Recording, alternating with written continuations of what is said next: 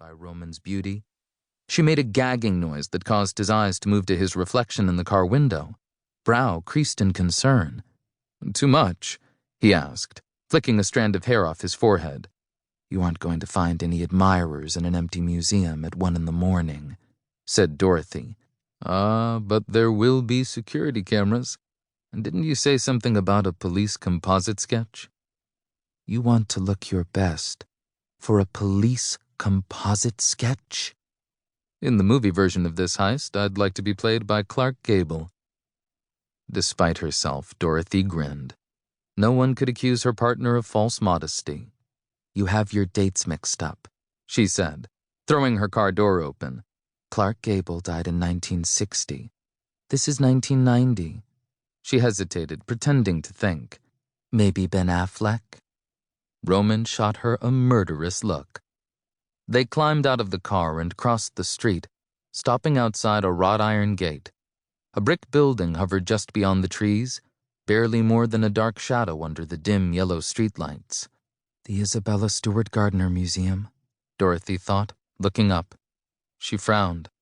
In the photographs it had seemed so much bigger. A black box hung from the brick wall outside the gate.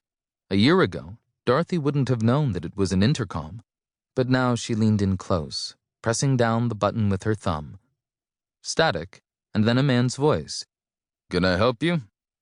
"We're with the Boston police," Roman said. "We're here to check on a disturbance in the courtyard."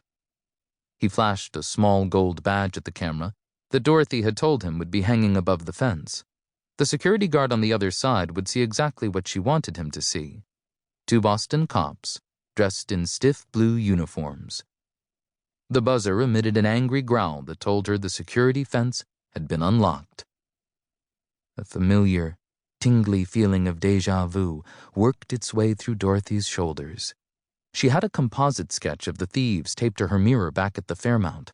It was rough, but she was convinced that the smaller of the 2 thieves was her, dressed as a man.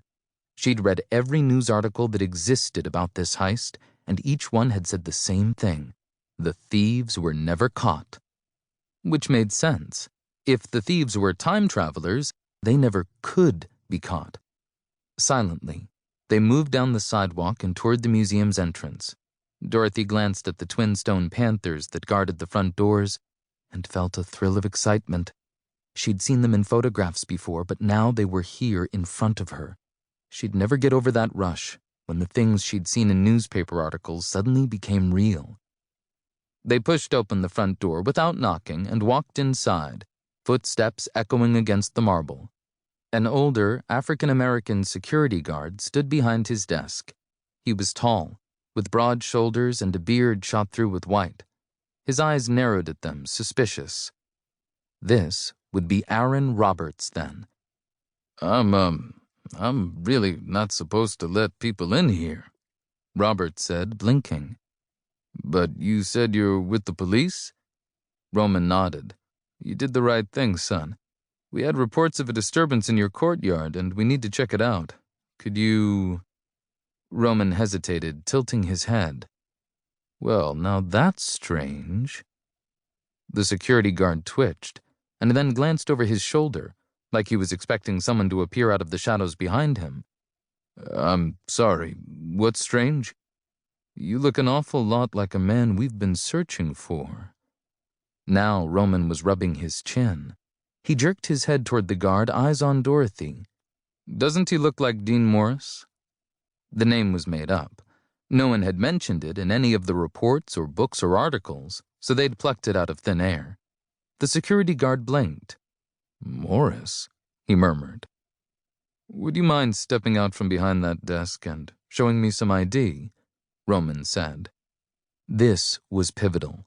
There was a button beneath the desk that sounded the security alarm. It was the only one in the building.